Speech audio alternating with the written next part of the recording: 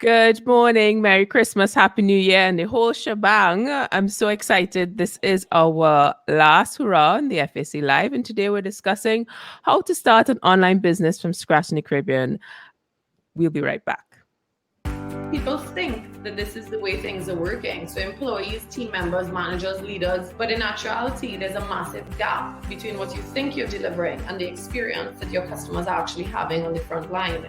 Launching an online business needs a little bit of a mindset change. It's not just purchasing the website or the system and then sales come through automatically. There needs to be a little bit of a groundwork. I mean, we are talking about going after the customer. This seems so obvious, but it's not, because when you are talking in a digital world, this customer now is much more empowered. It's much more criterious. It's much more looking for real relevancy on the way that he's connecting with any engagement, any company, any product, or any offer.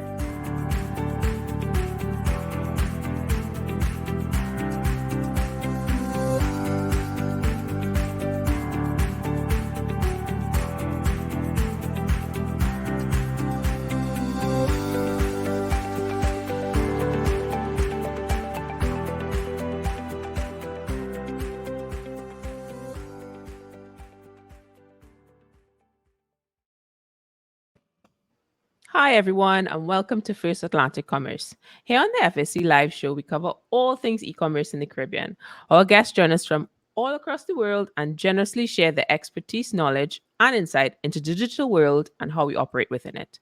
If you're joining us from LinkedIn, smash that like button. I know I'm a millennial. I could say it. Thank you so much for joining us. Don't forget to like and follow our page to continue seeing content that'll help you grow your business online.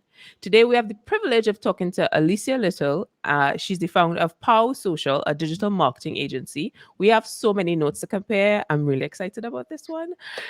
She's based on the island of Jamaica with clients such as the National Commercial Bank, Jamaica Limited. Before jumping into entrepreneurship, Alicia was enrolled in a PhD program at the University of Michigan, pursuing a career in environmental science and policy. She worked with some notable organizations, including the White House. And in the year of 2000, she was introduced to how to build a business via the internet and left a PhD. So we have a lot to learn from her, especially when this time we're talking about the Great Resignation. And she also fishes on her free time. So this is going to be a very interesting session. As always, I'm joined by Chris Burns, the CEO of First Atlantic Commerce, here to help connect the dots with the technical side of e-commerce. Hey, Chris, how is Bermuda today? Hey, good morning. Good morning. Yeah, Bermuda is great. Thank you. And still warm. I know you like the weather update from us. So then you decided after you found out we do actually have a winter, it's actually warmer than Florida. So we have all our remote workers in the office this week, some from Miami, and said it's definitely warmer than Florida. So not that bad. The real question is, do you wear Bermuda shorts at the office? That's all I want to know. Not today. Not today. As we Bermudans, so there's a Bermuda Day, which is May 24th, where it's officially the start of summer, and then as Bermudans we give it at least another month before we think it's actually warm, and we'll go swimming and wear the shorts. Noted. For those who don't know about Bermuda, this is just your lesson. So Alicia, where in the world are you today? Right now, I'm in Georgia. I'm based out of Kingston, Jamaica, but I'm in the beautiful state of Georgia in the US right now.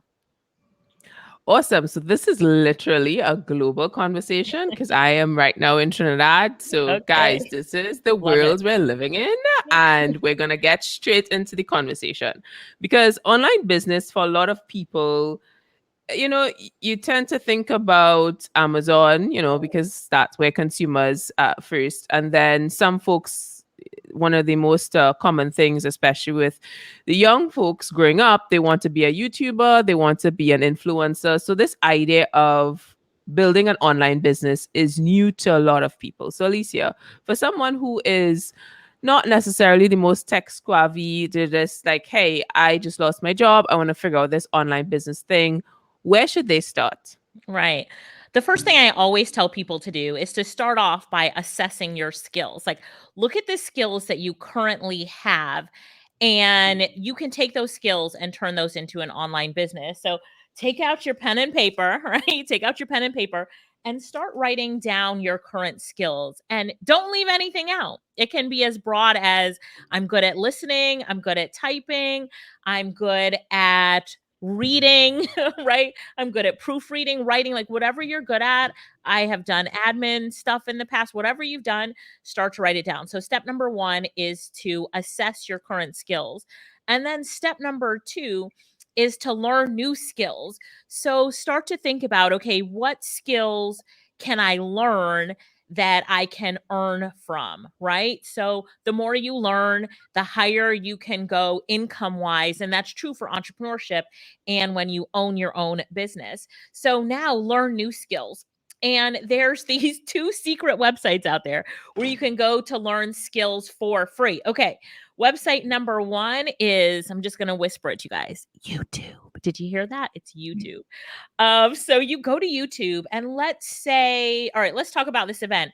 It's a great event, the FAC Live. So what they could do is hire someone to write a press release to distribute about this live event. Now, let's say you're saying to yourself, I'm going to start a press release business so that they can pay me to write their press releases. Well, you go to YouTube and you type into YouTube how to write a press release. And all of these videos will come up with people teaching you how to write a press release.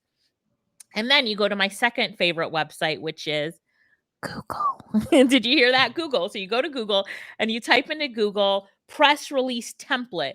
And then you're going to get all these press release templates that you can use to write press releases. And now you've got your knowledge and your template. And then the third step is to market your skills and services. You can put them on websites that are already looking for people to hire. There's a bunch of like websites that you can put it on, and also promote it on your social media, because you would be surprised at how many people just, will on your social media will share the fact that you have this new business that writes press releases. So that's kind of it in a nutshell, Pauline, how to really think about, okay, I want to run my own online business. I need to start making money for myself. And how do I do that? Guys, you heard it here first. It's exclusive. You heard that? She whispered it, but I'm going to repeat it. The YouTube and Google. It's shocking, I know, but this is why you join the FAC Live show, to get this exclusive insight. And what I find interesting, and I've experienced this a lot within the Caribbean, is we tend to use social media as the internet, right? So the internet is in the Caribbean. That's all we do when we're searching for something. That's what we're looking for. And when we talk about online business, I know this particular show, we focus a lot on e-commerce, but I think Alicia hits a point there when it comes to, starting something that you are able to say, okay, this is a service, this press release job.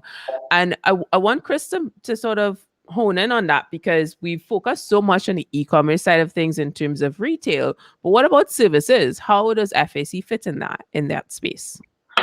Yeah, so we are always looking to provide services to allow people to easily get paid effectively. And services, everybody thinks e-commerce and they think products, right? Sort of, jams or hot sauce or t-shirts or flip-flops or widgets or technology. But there are a lot of individual service providers that, are struggling when it comes to the payment aspect of it. So, they have to take cash or checks, or you send an invoice via email or mail, if people are still doing that, and hoping that person will take the time to then log into their internet banking, or they will have cash, or do people still have checkbooks? I think some people do, and actually pay that person. And then there's a lot of historical issues with checks. They're very expensive now. People might not have the money in the account by the time you go to cash it. So, for, people that are, like plumbers, electricians, taxi drivers, cleaners, all range of service providers, we have products like through our partnership with Figaro, for example, that allow you to send somebody a payment button via WhatsApp that's attached to a specific invoice or for a particular product. And that person can then click on the payment button.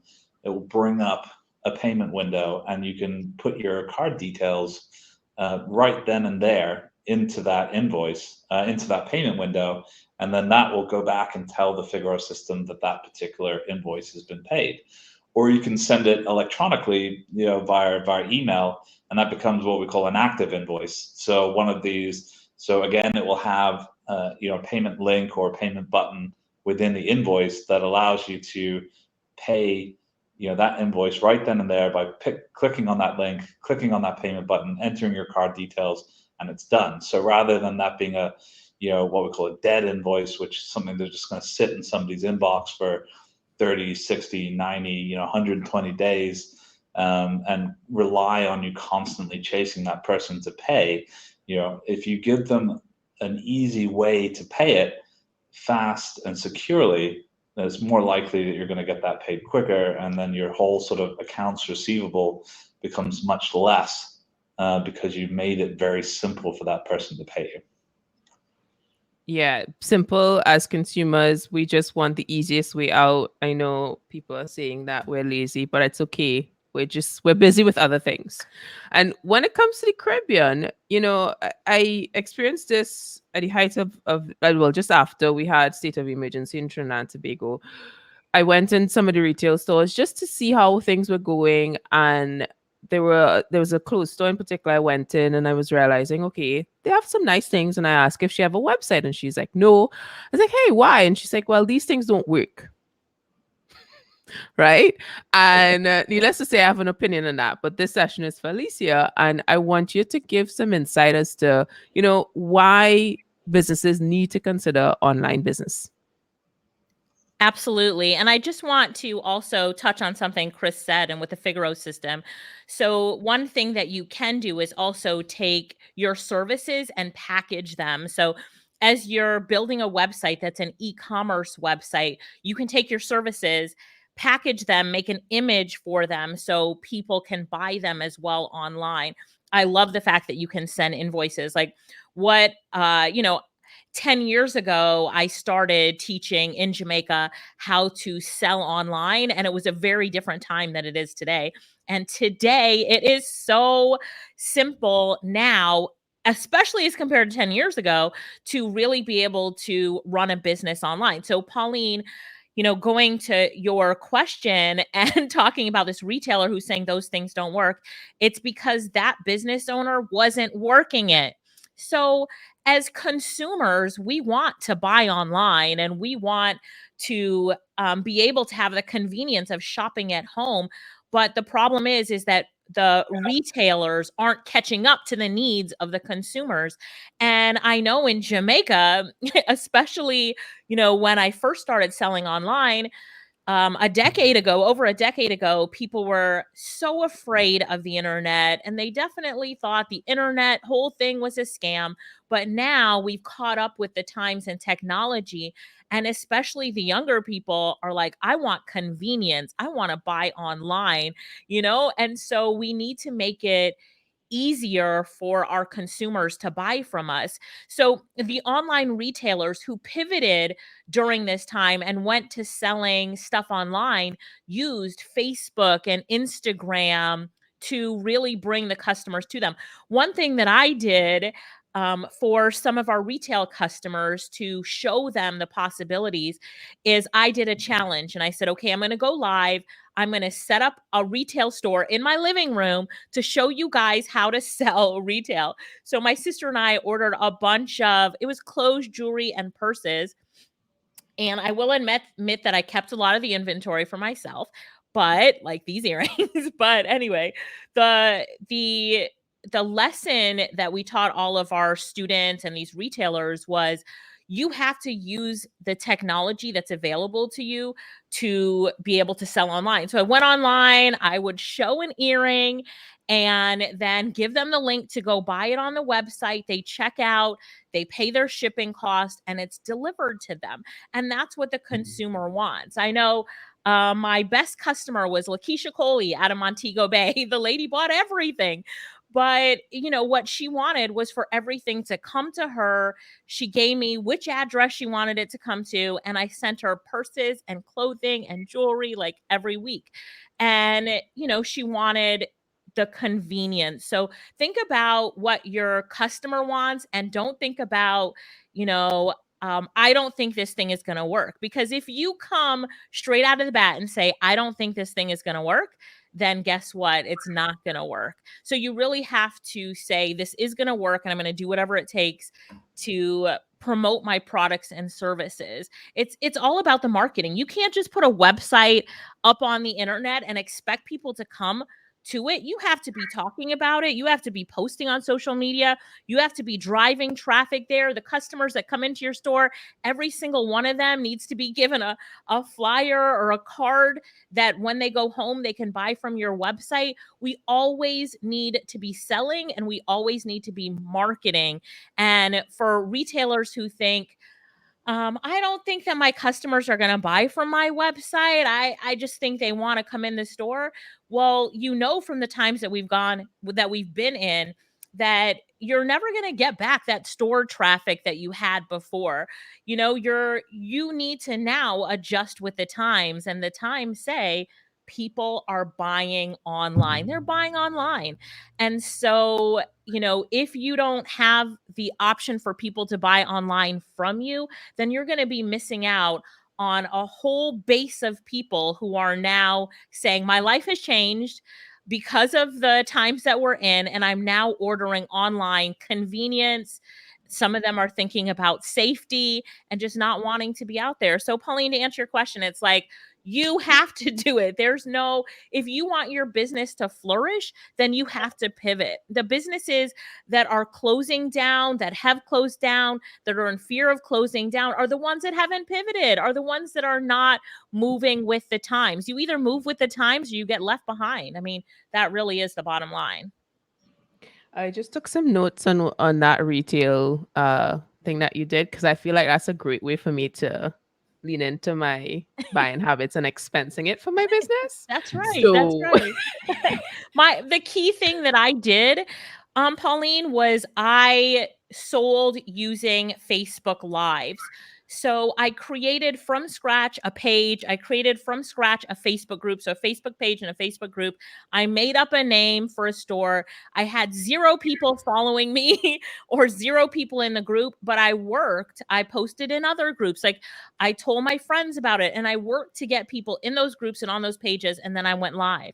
The first time I went live, there were only 12 people watching. One was my mom, one was my sister, one was my boyfriend. So that's really 9 people watching. But you know what? Then I just kept going and going and going till I had lives that 100 people were watching. So it's also about consistency and never giving up. People that don't see success right away and get frustrated, they give up. And those are the people that, don't have the growth potential and aren't looking at, what, if I keep going, I know this is going to work. I know it's possible.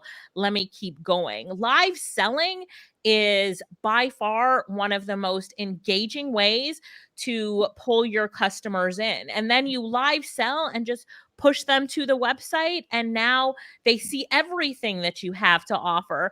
So you can also do it where, this is what I had to do with some people that weren't technologically savvy, is they would tell me what they want and inbox me in Facebook.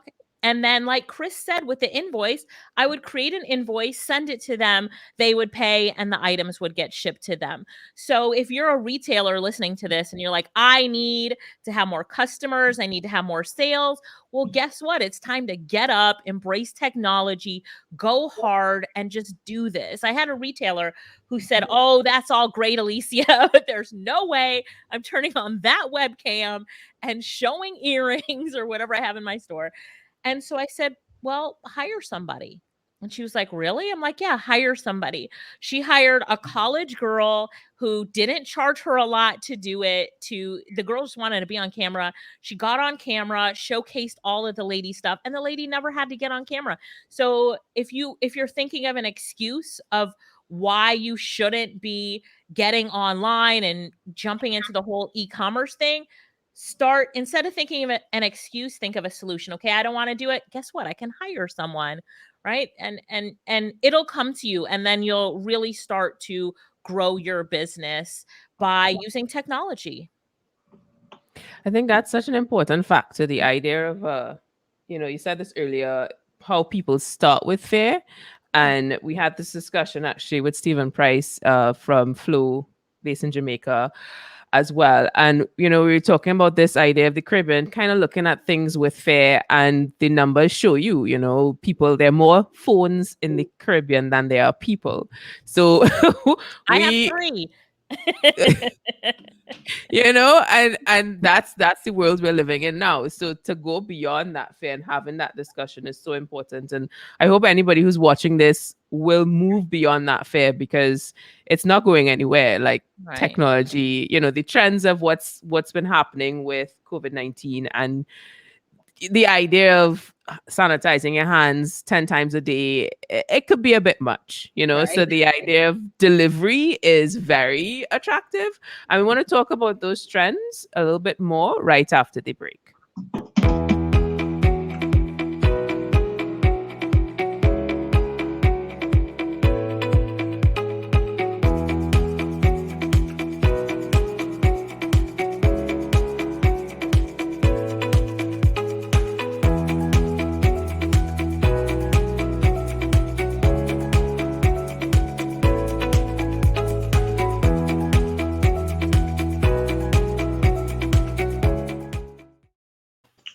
And welcome back to FAC Live. Thank you so much for joining First Atlantic Commerce. FAC Live covers all things e-commerce, with guests joining us from across the world, sharing their knowledge on this digital world that we are all a part of. You're not going to find these conversations anywhere else. I searched the internet. Trust me, when it comes to the Caribbean, it's a unique place for so many reasons. So make sure you like and follow us on Facebook, just in case you're not on LinkedIn, so you don't miss a single live show. And be sure to comment if you have any questions, and we'll try our best to answer them today.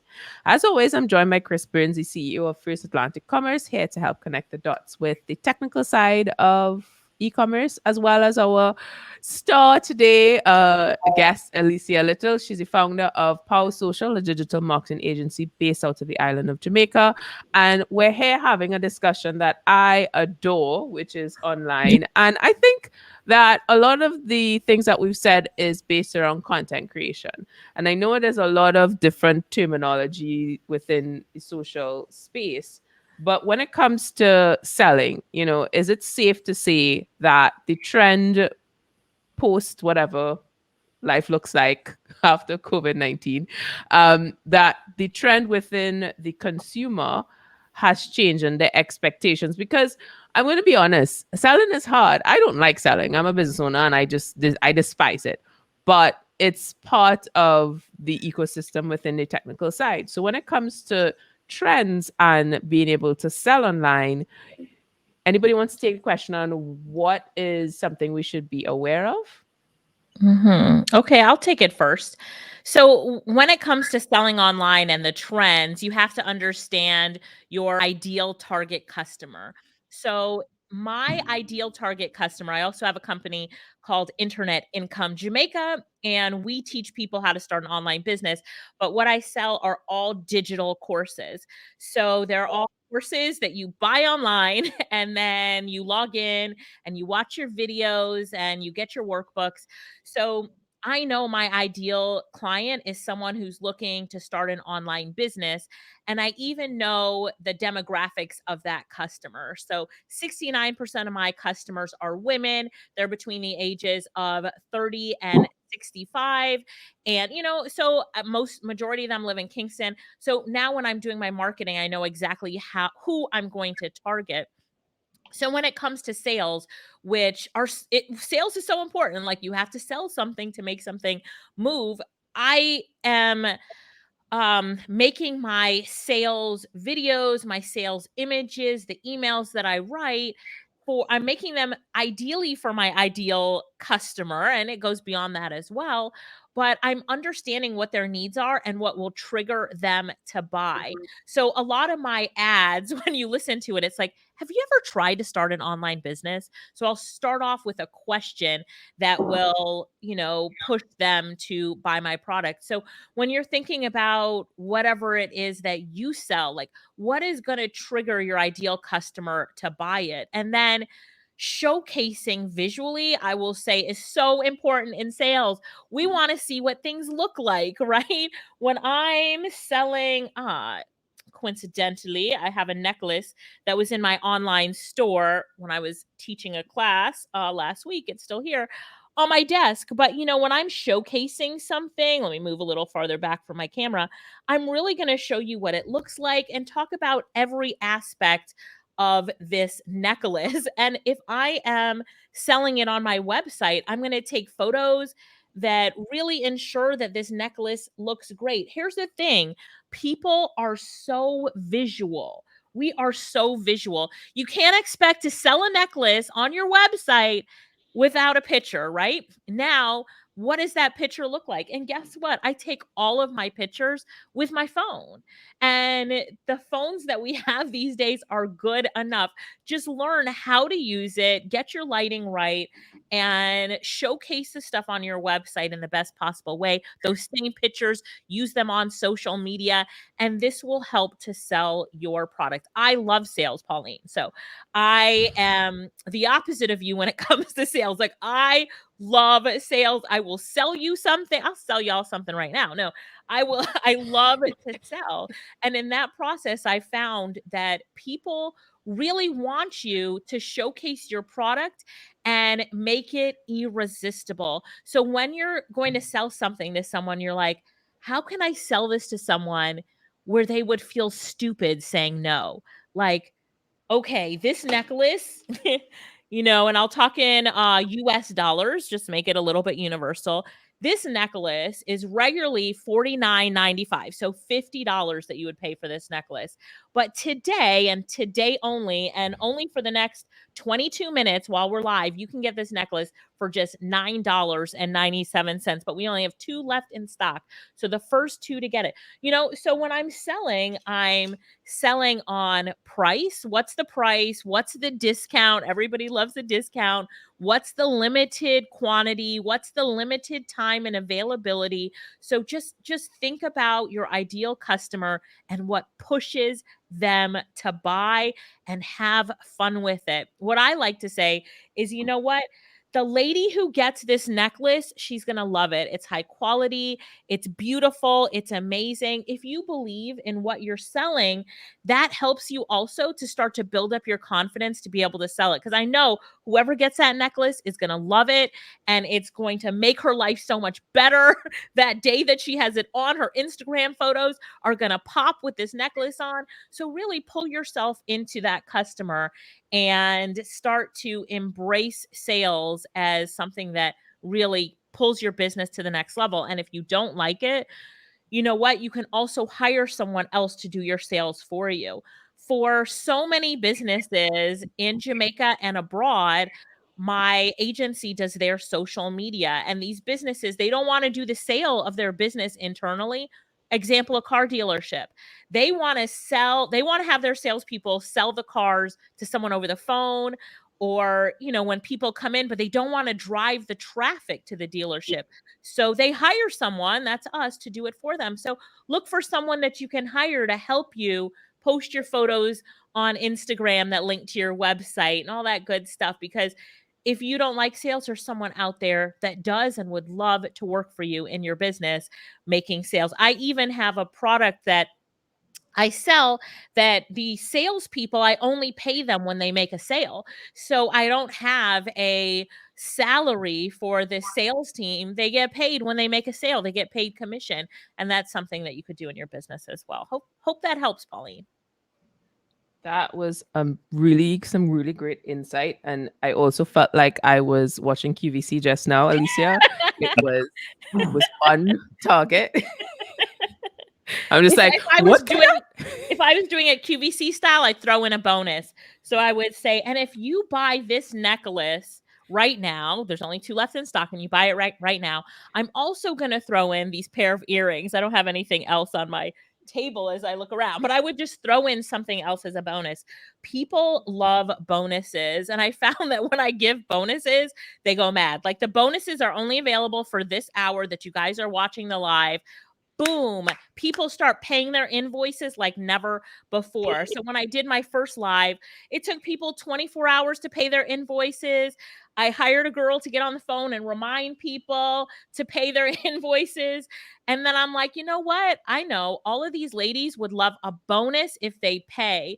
So then I did it, pay within 24 hours and you'll get a free lipstick, right? Whatever it is, you find something that you can buy at a really low cost for your bonus, but has a high perceived value.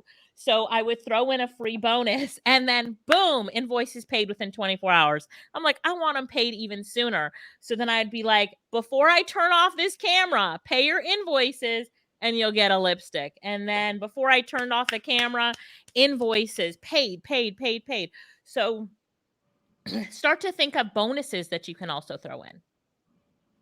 I definitely think this is a masterclass in the retail space, which a lot of individuals think that the Caribbean is segmented, but I definitely the numbers show you that we're using Amazon, so we're custom, and that time sensitive approach to buying and e-commerce it's a great example. I mean, that's what Prime Day is. It's that countdown makes you feel like, okay, I have to do this now, this makes sense. And I want to go back to something you said about the visual aspect and price, which is a very it's weirdly a touchy subject in the Caribbean, and it's something that we've actually wrote about as well, where we have this issue. I've seen it in Trinidad business. I can't speak for Jamaica. I've actually seen it in Barbados as well, where we refuse to put the price. So we've gone beyond the, okay, I'll put a picture of the product on social media, but DM for the price,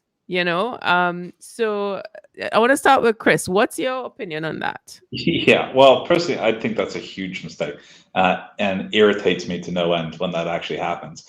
No picture, no price, because you're not armed with the information to make a quick decision on whether you're interested. A, do I like the look of it? B, is it within my budget?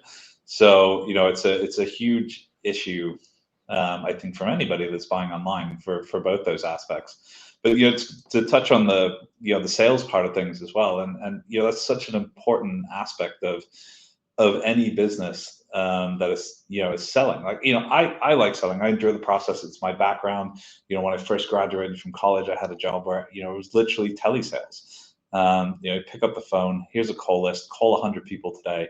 98% of the people are going to tell you to go away, and not as politely as that, I can assure you. But it gives you this really thick skin to be able to go on and do it. And I love the process, and I love the rush of creating the partnerships. And my sales is a little different, enterprise level to different businesses rather than retail. But if you don't get the right people to do that, it's going to be a disaster. So if we took the same necklace and had one of our, say, software developers try and sell it versus Alicia, I guarantee you Alicia's going to sell 100% more than one of our software developers, because they're just the wrong people for the job. And if and not all sales are equal either. Sometimes people think account managers are salespeople, and they're not really. A new business salesperson is a completely different animal to an account manager or a relationship manager. That is somebody that is good with people, and can take orders. But a new business salesperson is someone completely different that will open doors and create new relationships and help you grow your business. So if you're not that person, make sure you're bringing in somebody that can help you grow it. Business development, so important. Alicia, you want to jump in there? Yeah, I love what Chris said when he was like, if they, when they don't put up the pictures or the price, it's just irritating. It's so irritating to me. Like, if you go to my website, you will find the price on everything. Now, you'll find the original price, and you might get a coupon code to get it for a discount, because I truly believe in discounts. But I always say people make a mistake when they don't put the price. Like, today's consumer is smart. We want to buy it and go. I do not want to DM you for the price. Tell me the sizes that you have available.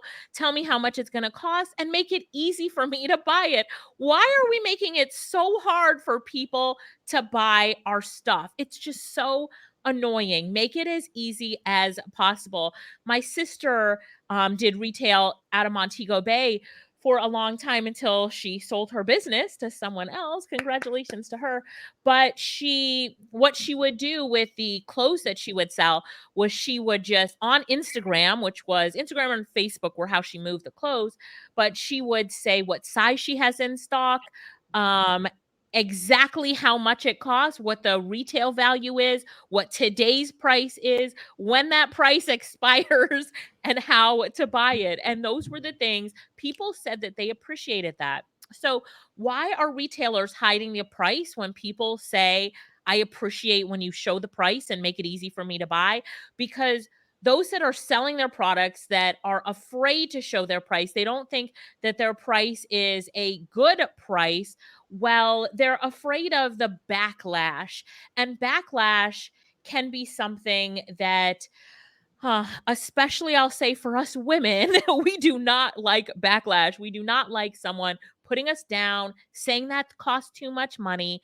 So what I do, because of course I have this issue as well, people will comment and say, why so much for that? Or, that's so much. Well, I stick by my prices. Maybe if you ask me for a coupon code, I'll give you 5% off. But what I do is those comments on Facebook, I hire someone else to address them. I don't even need to see them. Like, don't let me see the backlash unless it's something I need to know about to adjust pricing or something like that. But if consumers are talking, and whether they're talking good or bad about your product, you can let someone else handle that. We call them social sellers. They comment on social media, in your inbox and on your posts that you put up, and they help to push the sales, and they also help to handle those people that might be giving you a little bit of backlash for your prices. So I always say, put your prices front and center. Show it at a discount. If it's, I had a phone store that I was working with, and I think it was one of the Samsung phones, and they were selling it, and they felt that their price was high and they didn't want to show their price. And I'm like, well, okay, is this the price that for this phone? Is this the price that is the retail price or the highest price that it could sell for? They're like, no, when we first got it in, we sold it for this price. I'm like, perfect. We put that price on the ad, we crossed it off, we put now this price, and that phone sold so fast. I thought the price was high too, but guess what? I just told them we're putting the price on this ad, and the overwhelming response to this business for people wanting these phones, they were appreciative to get the price up front. They didn't have to go into the store to get the price. So people, show your prices. My advice to you: original retail, discount, how many available, when does it expire, and you'll see that you get that you'll move more products by showing your price, and your customers like me and like Chris, we will appreciate it more. I also, as a consumer, speaking on behalf of all millennials, we feel a sense of like, why aren't you being transparent? What are you hiding? What is this? Why? And then you're like, I already have trust issues, so Yeah. this is not helping it. And And go ahead. And Pauline, imagine how much time you're wasting if you send a Exactly. message into the inbox. How much is this? Do you Exactly. have my size? How many do you have left? Like, what a time waster going back and forth. It could take 5 days to sell a necklace. No, straight up sell it, link to website, buy, done, sold, on to the next customer. I also want to add to this because I did have a discussion with someone who is in the food industry, and she uses Instagram really well. But she said that although she has the prices up on the link in the bio to the website, people still ask her. Yeah. So people tend to be a little distracted and they still ask, although the information is there. What advice would you give? That's when you have someone else that's answering the comments. Because if it's me answering the comments, I'd be like, come on, don't you see? I put the price right there. But I hire someone else who's nicer than me and says, oh, the price is just $10. So just have someone else. And then they're saying, can I get that for you today? Can I put it on hold for you? Will you come in by 2 p.m. to grab it? So just hire someone who likes sales to do that for you. And so I'm saying hire. And now a lot of retailers are like, oh, I can't afford to hire. Well, here's the quick tip. You can go to my favorite website to hire people is fiverr.com, fiverr.com. If you know me, I can't have a conversation without talking about this website, but you can go on this website and find a virtual assistant to hire. So you can find someone. There's a lot of Jamaicans on the site, for example, who will say, I will answer your comments on social media. I'll charge you $10 a day for 7 days. Or there's some that do it for $5 a day. So you pay them to do it for the week and you're just paying such a small price to have it done. So don't think that when I say hire, you have to hire a full-time employee who's going to need a whole lot of overhead to get this work done for you. No, just hire a virtual assistant, someone that can get it done for you. Of course, I'm going to give a shout out to Jamaica because I've put thousands of people, our company Internet Income Jamaica, on Fiverr offering their services globally. And if you just search for virtual assistant, you will find someone who can help you. Get some help. When you're just doing all of the marketing and the business yourself, you're a monopreneur. You're a single person running this business. But when you start hiring, even if it's just someone for $10 a day, now you start to build a team and now your business can scale better. Never get stuck answering your inbox messages and your comments when you know you should be marketing and selling your business, pushing it to reach more customers and doing the things that can make your business grow. Oh, so you're the reason why anytime I filter Fiverr, all I see is Jamaicans. I'm like, where are the Trinis? Where are the Bajans? The Jamaicans are like always there. That's right. We are always there. I'll have to do some courses in Trinidad, Pauline, so you can see some more people from Trinidad on there.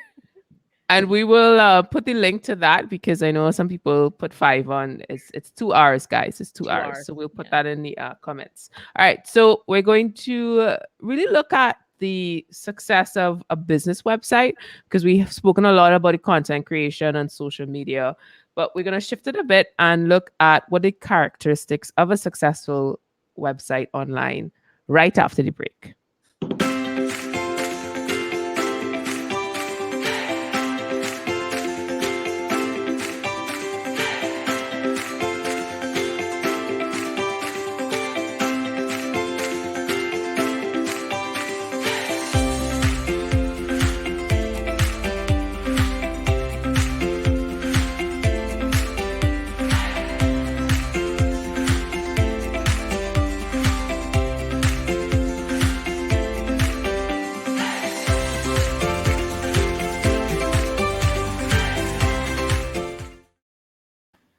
Welcome back and thank you for joining us on First Atlantic Commerce. FSC Live covers all things e-commerce with guests joining us from all over the world, sharing their knowledge on this digital world that we are all part of.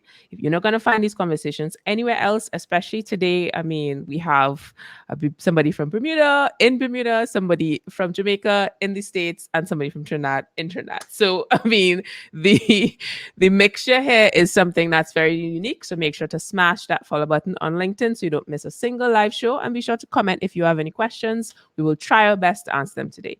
Thanks to our guest, Alicia Lyttle. She's the founder of POW Social, a digital marketing agency based in the island of Jamaica, as well as I'm joined by Chris Burns, the CEO of First Atlantic Commerce, here to help connect the dots on all things e-commerce.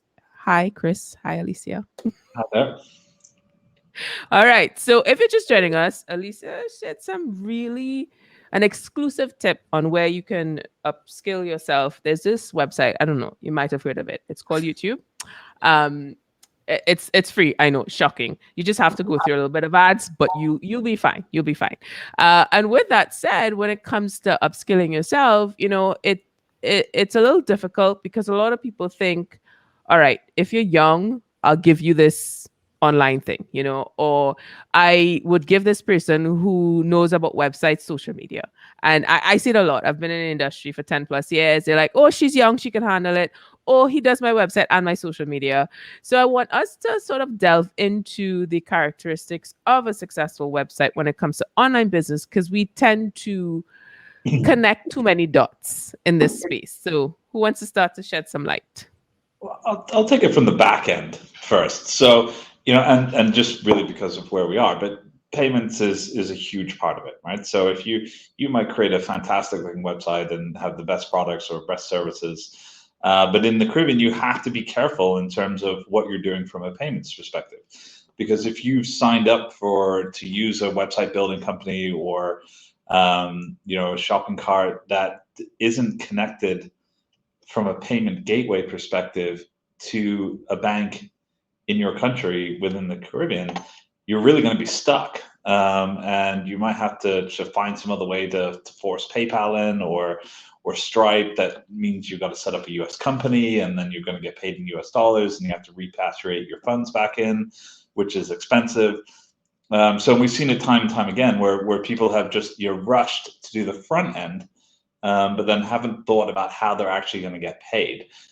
So with a company like ours, we focus on the Caribbean and Central America to make sure that we are connecting to all the major shopping carts now. So we launched Wix this year. We have Shopify, we have WooCommerce, we have 3D Cart, we have Magento, we have PrestaShop, we have OpenCart, we have Figaro, and we've got more to come. So really from our side, if you're really looking to do this and make it effective and get paid fast and easily, think about the payment side almost first to make sure that you're actually going to be able to be a successful business.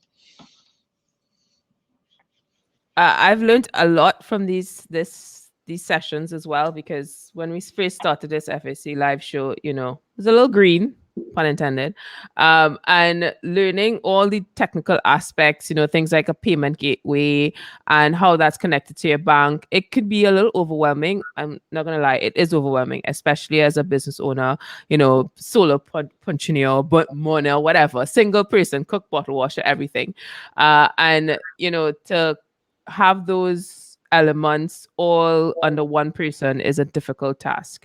And yes, Carl Yon, this presentation is being recorded, so it will be saved on the page, so you could go check it out. Once we finish the live, you can click rewind. So Alicia, you want to hit the mark on that as well? Sure. Okay. So from more of the front end of the website, since Chris handled the other side, I would say that the front end of your website has to appeal to your ideal customer. So, just an example really quickly. I am running an ad for one of my courses, and I met with the ads team yesterday. So one thing you can do is also hire it. I'm not running the ads myself.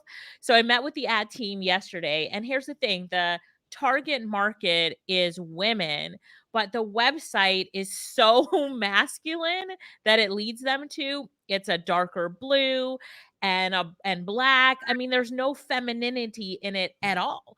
So as we looked at the process of how it went from the social media to the website, we have to change the website so that it can convert better. You need to understand what your ideal customer would like, from colors to look and feel. I will say that right now, what's in style is clean, right? Make sure that your website looks clean. Make sure that your images pop and they're clear. And if you need help with it, outsource the getting it done to someone else.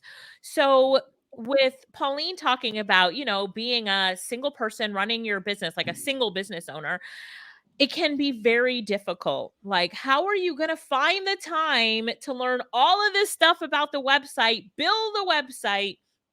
Well, listen, every business needs to have a marketing budget. So now you need every month to put money aside in your marketing budget. For me, my marketing budget is 33% of the revenue that's brought in. I put 33% in another account and I save it for so 33% of the profits, right? So I save it for marketing. So 33% of the money that I have left over after I've shipped the item out I've got my profit is saved for marketing. And within that marketing budget is what I use to get things done in my business to grow my business. From a financial aspect, you have to be saving a percentage of the profits in your business to grow your business. I see so many business owners, just the money comes in and they just spend it. But what are you putting aside to grow that business? And are you looking at your numbers each and every day to make sure that, you have a budget to grow it? So, as Pauline said, hey, there's so much to be done. Well, if you put aside a little bit in this marketing budget, you can use that to grow your business and hire the people that you need to get things done.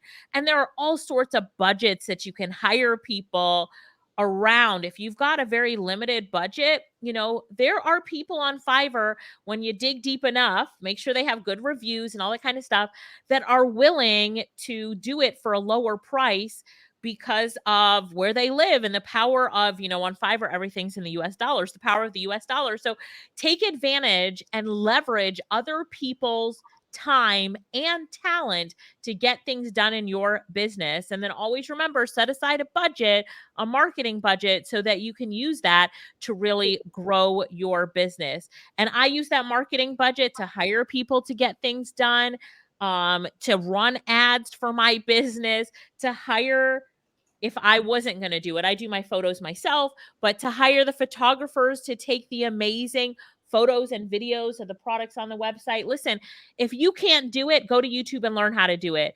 If you don't want to do it, then go to Fiverr and hire someone to do it, or post on your social media. One day I needed someone, I was in Georgia, I was in Atlanta to do video for me, and I just posted on Facebook, I need a videographer in Atlanta. Anybody know somebody? And I got 3 people on my Facebook page who said, I know somebody, got numbers in my inbox, and I ended up hiring 2 of them. Like, start to ask people for what you need, and you'll see that the universe will deliver it to you. You're definitely speaking into my wheelhouse when you speak about, because I did note here 33% of your profit into marketing, because I find a lot of businesses treat marketing like the outside child, like the stepchild that nobody wants. And it's interesting because within the online space, you're shifting your budget. And we mentioned this in a few episodes of the FSC live show, where, in the past, you would have had a fee attached to writing your checks, a fee attached to securing the cash, making sure it goes from one place to the next safely. So now the idea of paying money outside of a newspaper ad, for a lot of people, it's almost like a discomfort. So I want Chris to give me sort of a specific change of a budget that you're going to have when you move from brick and mortar to online. One line item. Well, I think it depends on the type of business you are too. So we're a business to business type of company. So it really depends on what type of business you are. But if you're a retailer, you're going to switch very quickly to some sort of social media type platform, because that's where your shoppers are. Everybody's living their life through their phone, and if you don't make yourself visible, within the sites they visit, within the apps that they're using, you're very quickly going to be anonymous, within that type of environment. But if you're selling to maybe an older generation, print may still be relevant to you. I can't tell you the last time I bought a newspaper though, or an actual magazine. Everything is digital, and the fact that it is gives you access to more advertising space at a better cost, and reaches a broader audience than a physical print application, basically. I have a real world example. My mom, she is of the baby boomers, and I can assure you she hasn't picked up a newspaper in quite some time. And she also used that exclusive website that Alicia mentioned, YouTube, to upskill herself in sewing. I mean, she has time on her hands now, and I see the numbers. It's actually trend upwards of folks. The older folks are actually using Facebook more, and they're the biggest increase of individuals on the platform within the Caribbean. I've actually seen the numbers. So Alicia, you want to add to it in terms of that line item from brick and mortar to online business? Yeah, Chris is totally right. It's social media. Like, do not put an ad in the newspaper unless you just want to frame the ad and put it on your wall. But for real, like, use social media and use every opportunity that you have to build your social media profile. You have a business, so you have your personal page and then you have your business page. And that business page, you're always growing. Every opportunity you have, you are growing that business page. What I like to tell, especially my clients, is that we have to pay to play. So that marketing budget that you have, and every business has a different marketing budget. I shared with you how I create my marketing budget, because sales and marketing are crucial in my business if I want to grow. But every business sets aside a different amount or whatever they're comfortable with for their marketing budget. But you use that budget to grow and use it for social media. I would say that's the number one place where I spend my money. I don't even know where else do I spend my money. I mean, that's it. Like, my marketing budget is for social media. So I'm like, we don't do billboards, nothing. It's just social media and it works. So, you can also hire people. I have a deal with a company where we're splitting the revenue. So their team is doing the ads, running the ads, paying for the ads, and we split the revenue. So they have it budgeted where they make their profit, and I have it budgeted where I make mine. So there's also ways to create partnerships to grow your business as well. But just to kind of summarize that, absolutely market your business. Social media, the number one tool that you could ever use to market your business. And as you bring people in social media, we put them in an email database and then we email them. So we get them from social media, collect their name and email them. As any type, B2C, B2B, like we're talking to retail store owners, even if you're just solely online or solely offline, you have to be collecting name and email addresses and phone numbers, if possible, of your customers and your potential customers. I was working with a store who never collected an email address of a customer. And then we put a loyalty program in place for them. So give us your name, email, and phone number. You get this punch card. You're in the loyalty program. You get coupons and discounts every holiday. And then they started emailing their database at least once every 2 weeks. They got the phone number, started texting them special offers, linked to their website to buy it, and boom, things change, profits double. Like, you have to understand that in marketing, the money is in the list meaning the database that you have. The more name, email, and phone numbers you have, the better it is for your business. And do not be afraid to email them. Send out an email. And it doesn't always have to be a promotion. It can be, here's a whatever. It could, just depending on your business, it could be whatever you want. In my business, I went fishing over the weekend. So today there's going to be an email that goes out with a picture of me and the fish I caught. And I'm going to tell a story about it. And there's going to be nothing to buy, but I'm building that relationship with my customer base or my potential customers. And how I separate the two is I also give away things for free on my website. If you want a free report, put your name, email, and phone number in here, email you the free report. Now, when they buy from me, I put them into another list, or I segment it, and now they're my buyers. So this is my buyers list. So these are my potential buyers, and I'm going to keep emailing them until I move them over here to being a buyer. But in saying all of that, collect name and email addresses and phone numbers every opportunity you have, and I promise you it will change your business. Did you catch a fish? Did you? I did. I caught 12. So What? yeah, I know, they're beautiful. It was so nice. That tip about email addresses, I want to just hone in on that for a second, because for many of us, we survived the great Facebook blackout of 2021.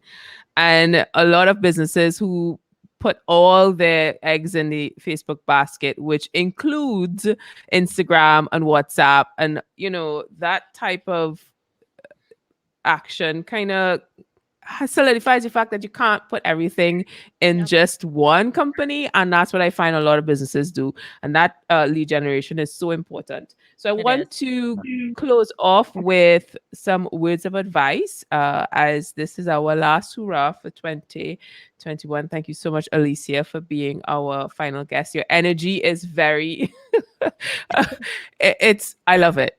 I love Okay. it. It Thank is. you. I love I this topic. appreciate If you it. can't tell, I love the topic. Yes, I love it. And what we want to do is just end off with the ultimate piece of advice for entrepreneurs who may be demotivated, especially within Trinidad and Tobago. We're still kind of working around what life is going to be like because we just came out of a state of emergency, and you could feel, the fear of the unknown. So, start with Alicia. What Sure. advice you may have? Sure. So in Jamaica, as COVID came, there's a lot of fear, jobs. I'm just talking about Jamaica really quickly, but of course, this goes for a lot of the Caribbean and a lot of the world. Jobs, businesses closed down. So, to give you two examples, my sister and her husband have a business. It's called Your Jamaican Tour Guide. YourJamaicanTourGuide.com is their website. And their whole business is based around picking up someone from the airport and taking them to a resort and touring them around the island. So what happens when tourism closes, airport closes, there's no tourists, that business closed. And they had built that business over the years to where they have buses, vans, 5 drivers, and now there's silence. Me in Kingston, I run an Airbnb. My Airbnb makes great money. Mostly tourists that come, 90% are tourists that come. Now my Airbnb is closed, right? No money from the Airbnb. Still have to pay the mortgage on the house, but no money is coming in. Well, here's the thing. My sister and I had multiple streams of income. We're selling courses. We were already in the e-commerce space selling online. So now our focus is like, all right, let's push the courses, market the other things that we have. And so one of the things that we really learned was that the online space is so critical, and those things that you sell online, so critical. So our online businesses increase while our offline businesses shut down. So I also had an office in Kingston, and we shut the doors, sent all the employees home, and now it's permanently closed. Nobody is going to ever go back into the office. That takes 25 people off of the streets that, buy in restaurants or buy retail. But guess what? They are all shopping from home. They're ordering meals to be brought to their house. They're ordering their clothes and stuff online. So you need to really be in that online space and say to yourself, what do I need to do to push myself in the online space? And last but not least, I'll give you just an analogy and a quick story. Going back to fishing, which is my favorite hobby. So when I was young, I learned how to fish with my dad before I learned how to walk. But as I was fishing, I would throw one hook into the water and I would catch a fish sometimes, but I would bring up one fish. So one hook, one fish. So I guess I was about 6 at the time. And I thought, well, what happens if I put 2 hooks on the line? I put in 2 hooks. Sometimes I'd still catch one fish, but sometimes I would catch 2. And I'm like, what if I put on 3, 4? My line it had hooks everywhere, up to 7 hooks. And when I put in 7 hooks with 7 worms on it into the water, I will pull up 4 fish or 5 fish. It was a great fishing spot. And when I reflect back on that, I always think, the more hooks you throw out with bait, the more fish that you can reel in. So as I think of my ideal customers, I need to have hooks everywhere with bait on it so that I can catch and pull in as many customers as I can. And in doing this, I have ads on YouTube, I have ads on Facebook, I have ads on Instagram. I'm doing email marketing, I'm doing joint ventures with people. I've got 7 hooks in the water with bait on it to bring bring in new customers? How many hooks do you have out there? How far and wide are you spreading your message?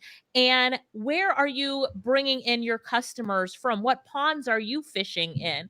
Really think about it for a minute and then say to yourself, you know what? I can go farther. I can put more hooks out there and I can pull in more customers. But it's an active thing that you're doing. You have to be active in it. You have to push it. You have to love your business so much that you're willing to do whatever it takes to grow, multiply, and expand that business. Throw out more hooks.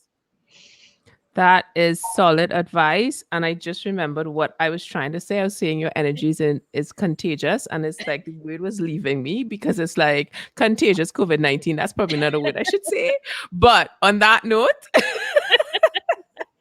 I love it. I love it. Thank you so much, Alicia, for joining us today. Chris, any final words as is our last live show?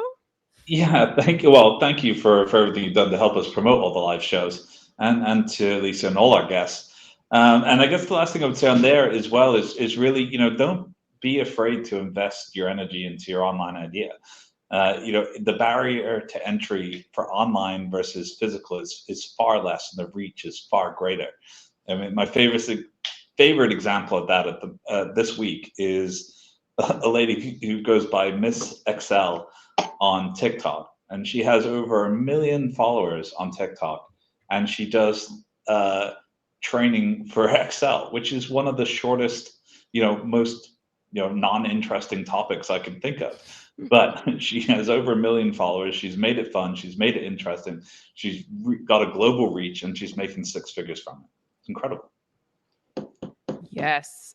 I say head first, guys. I think that's the best way for us to push forward. And on that note, thank you so much to Chris and Alicia for joining us today as we discuss how to start your online business from scratch in the Caribbean. Be sure to join us on December the 14th at the same time and same place, where we take a look back at some of the discussions we've had. I've learned so much, and I am positive you will as well. Thank you so much for supporting us through 2021, and don't forget to enjoy your Christmas and your family. Have a good one. Bye, everybody.